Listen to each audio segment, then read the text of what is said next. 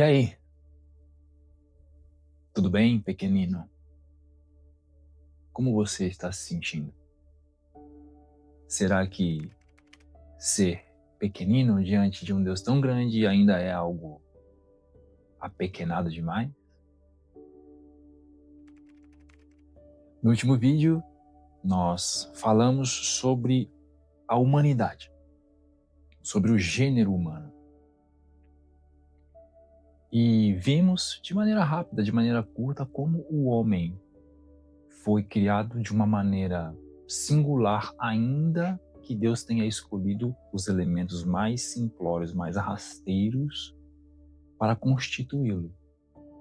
Percebemos que Deus, ainda que grande, ainda que infinito, ainda que excelso, ainda que extrapolante, ele consegue ter o mesmo tamanho do nosso coração, da nossa pequeneza, da nossa simplicidade e habitar em nós.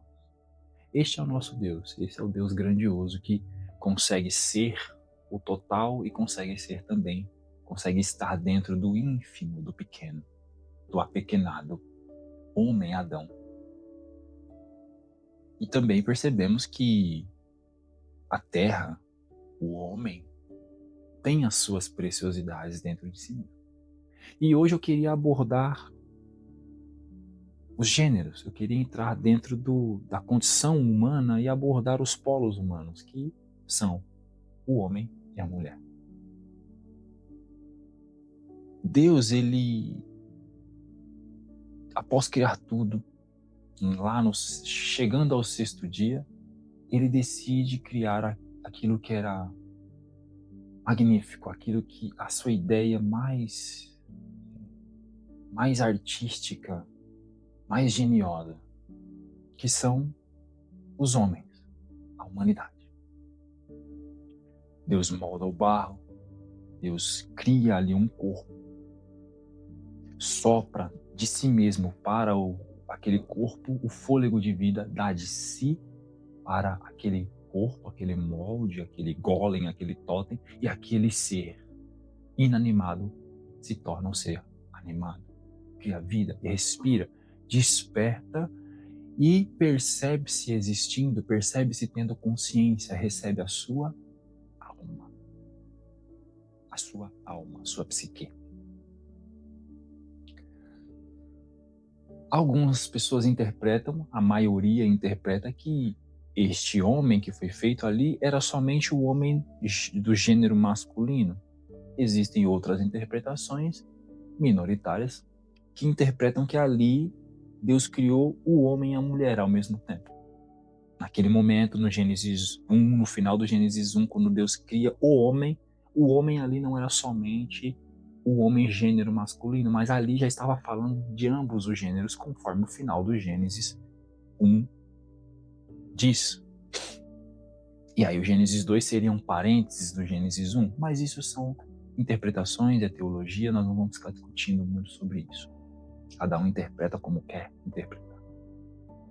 Mas o fato é que em um dado momento, a gente não sabe quando, qual é o momento certo, mas em um dado momento Deus vê o homem, gênero masculino, sem o seu igual, sem a sua parte, e decide fazer para ele um alguém que o acompanharia. Deus cria o homem forte, poderoso, coloca no homem sagacidades, peculiaridades.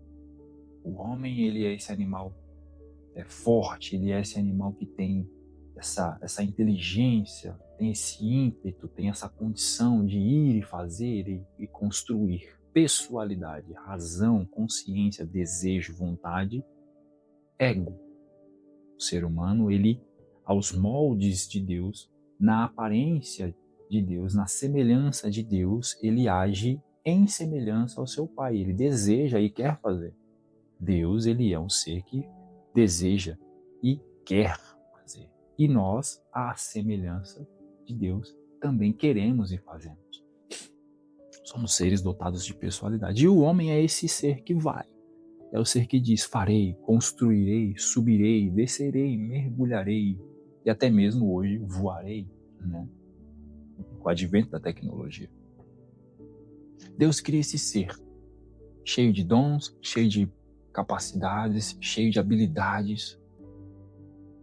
A palavra fala que os filhos da alva contemplaram a criação do Senhor e regozijavam-se, jubilaram quando viram Deus criando as coisas.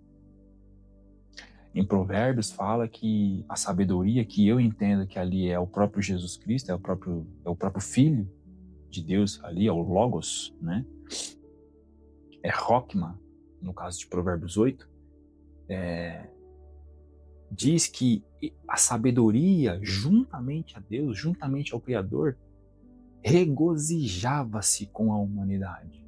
Regozijava-se, criaram a humanidade e regozijavam-se com a humanidade. Eu entendo que ali é o Cristo pregresso, é o Cristo antes de encarnar-se. Eu entendo assim, que ali Rockman é o primogênito da criação, né? É o Logos que está sendo dito ali em Provérbios. Então Deus, ele cria o homem, e não que ele não tenha prazer na sua criação total, mas o homem, ele cria com carinho, tem ali as mãos do Senhor introduzidas no barro, e ele forma algo que os anjos, que as estrelas da alva jubilaram e falaram: uau, o que é isso? A palavra também fala que o homem, a humanidade, é a coroa da criação. Então nós somos estes seres, homens e mulheres, somos estes seres que queremos, andamos, fazemos, subimos, desejamos, criamos, né? Olha quantas coisas maravilhosas que o homem é capaz de fazer. Não sabemos se tudo que fazemos nós criamos ou se intuímos coisas que já existem, mas o fato é que nós fazemos música, fazemos arte, fazemos construções, edifícios barrocos e às vezes mais simples, mas todos com a sua qualidade, todos com a sua peculiaridade. Desde das igrejas, das sinagogas, das belas igrejas que nós temos espalhadas por aí, até mesmo as casas mais minimalistas, poucos detalhes, uma coisa mais monocromática, linhas mais retas, sem muita virtuosidade, mas tudo muito lindo, tudo muito alinhado. O homem é esse ser, a humanidade é este ser que é dotado desta habilidade criativa que nós herdamos do nosso Pai, Deus Criador. E ali estava o homem sozinho, sem uma parceira. O homem observou para toda a criação, viu que toda a criação tinha alguém que seguia ao seu lado. Mas ele não tinha. Muito provavelmente ele deve ter se entristecido, ele deve ter observado para aquilo e não deve ter se sentido bem. Deus anteviu isso. Deus escrutinou seu coração e decide fazer para ele uma parceira. Veja, Deus, ele cria um ser que andaria ao lado do homem. Não é um ser que andaria à frente e não andaria atrás. Porque se algo anda à frente ou atrás, está andando na mesma linha, ou seja, seria a mesma coisa. E sendo a mesma coisa andando à frente, significa que manda. E sendo a mesma coisa andando atrás, significa que segue. Não, Deus não cria esse tipo de protocolo, esse tipo de construção. Não, Deus, ele cria alguém que anda ao lado, junto, partilhando a vida.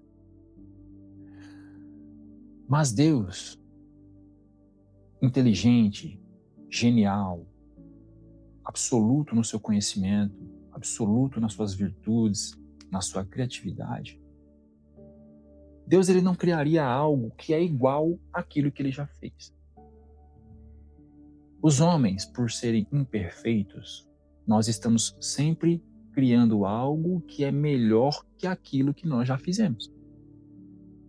Então, criaram um celular e provavelmente no ano que vem criarão um celular que é melhor que o anterior.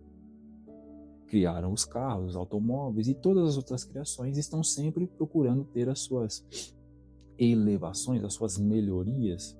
Então, um produto, ele precisa ser sempre melhorado. Isso é uma condição humana.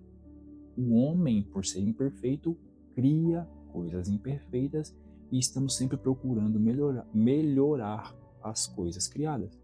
Mas Deus não, Deus é perfeito. E quando ele cria o homem, ele não precisa criar um novo homem, ele não precisa criar um homem 2.0. Não, ele criou o homem perfeito. Não há o que melhorar, não há o que fazer de melhor, não há o que colocar no homem que o melhore, que o deixe numa condição de vantagem ao homem anterior. O homem é perfeito. Então, quando Deus decide criar uma parceira,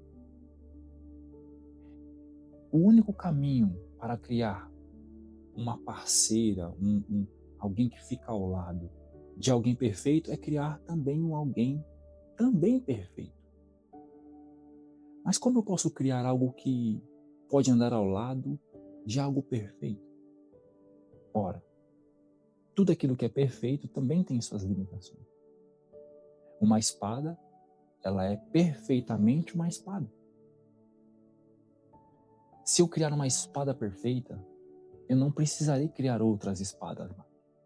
Mas a espada tem um limite. Ela não pode ser um escudo. Então, para que a espada perfeita tenha um melhor desempenho e seja mais do que perfeita, eu preciso criar um escudo. Então eu preciso ter o escudo perfeito. E junto com o escudo perfeito, a espada pode ser mais do que perfeita e a espada junto ao escudo serão mais do que perfeitos. Então Deus, ele cria para auxiliar aquilo que já era perfeito, um alguém também perfeito. Só que eu não posso criar algo que é igual. Principalmente se aquilo já é perfeito. Eu só posso criar algo que é totalmente diferente. Então Deus tira do lado do homem a mulher. Os mais conservadores nas interpretações entendem que isso era uma costela. A própria palavra, na sua literalidade, dá a entender que possivelmente era uma costela mesmo, porque Deus fecha a carne, né, do homem, da qual ele tirou sua costela, assim digamos. Os interpretadores mais novos, que não bebem tanto da fonte conservadora, entendem que isso não era bem uma costela, que poderia ser um arquétipo de algo que estivesse ao lado, né? Algo que fosse tirado do lado do homem. E as interpretações são infinitas, que foi do lado porque significaria que a mulher estaria ao lado do homem, não em cima nem embaixo. Diversas interpretações. Mas o que fica aqui de fato é que, na verdade, ao tirar do lado do homem, e não interessa se isso é físico ou se é alegórico, o que Deus fez foi Deus criou um ser que tem as habilidades da qual este não pode ter. E por isso ela é perfeita, ainda que ela não seja como este. E por isso que este é perfeito também, ainda que este não possa ser como este. Ambos, homem e mulher, são perfeitos e não há inferioridade nisso. O homem não é melhor do que a mulher e a mulher não é melhor do que o homem. O homem, ele é perfeitamente homem, perfeito como Deus criou, todas as suas qualidades, todas as suas habilidades, todas as suas sagacidades. E a mulher, ela é perfeita como mulher, em todas as suas qualidades, não ambas qualidades, as suas qualidades, suas sagacidades, suas habilidades, suas capacidades.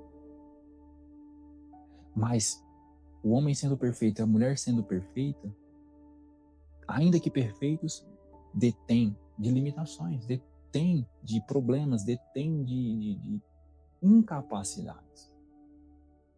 Veja bem, um pássaro tem asas e ele voa muito bem, mas se você o lançar na água, ele não operará de maneira muito positiva. E, de semelhante modo, o peixe nada muito bem, mas se você lançar o peixe aos céus, ele não fará nada, a não ser cair de volta ao mar.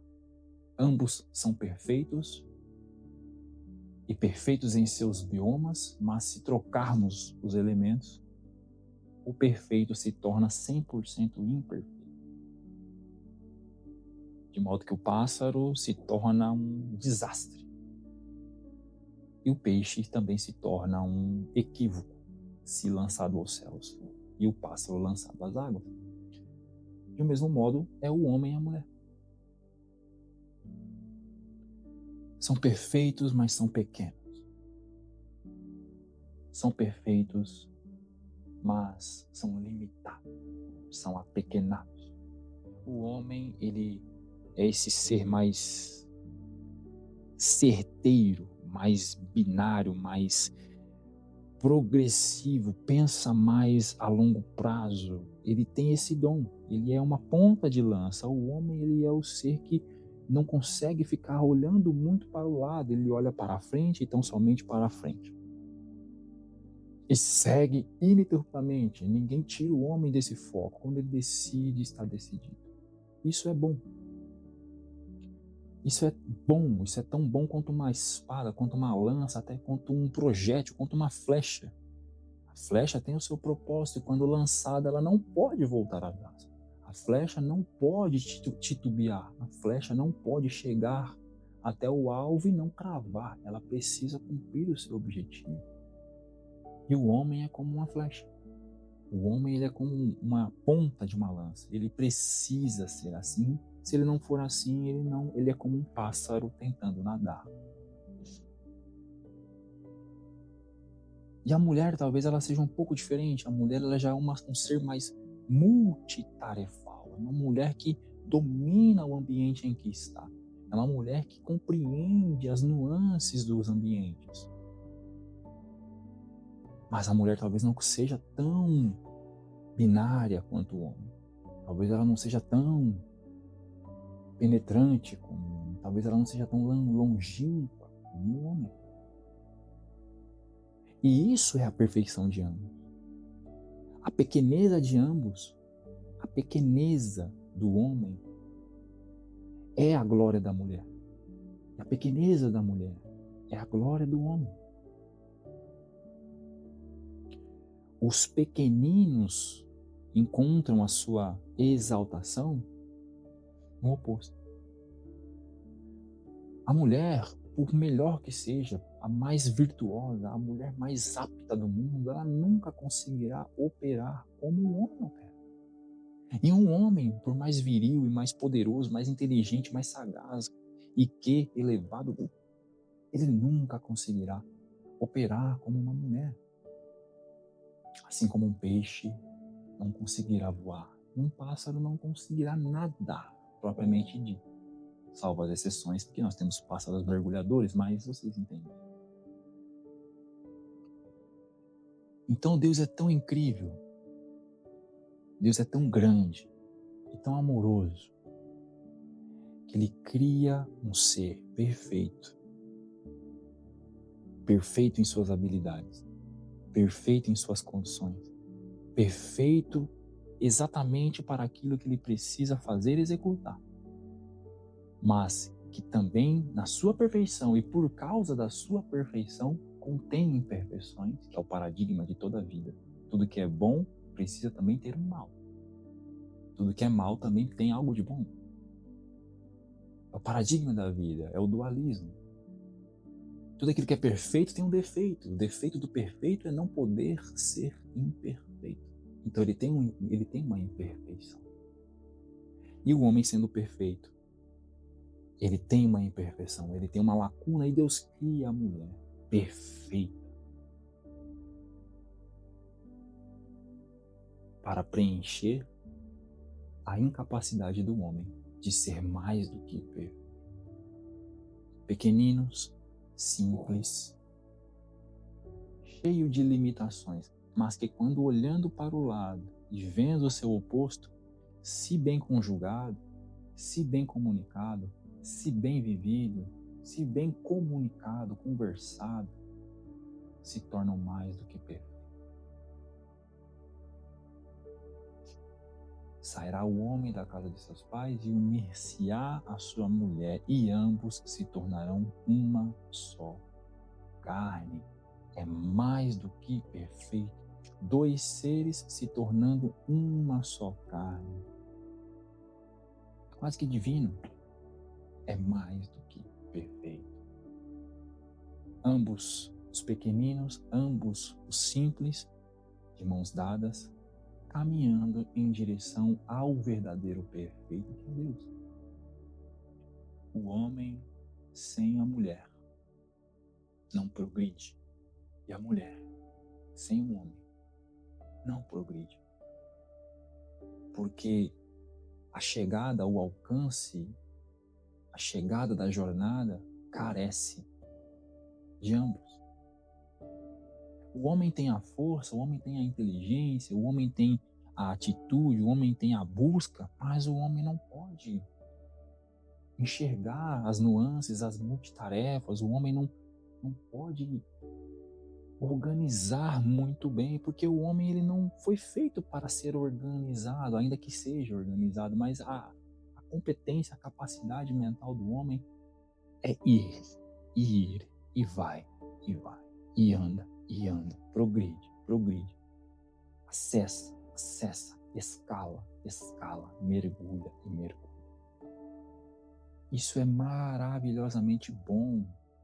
O mundo não progride, não se adianta se não houver seres que façam isso.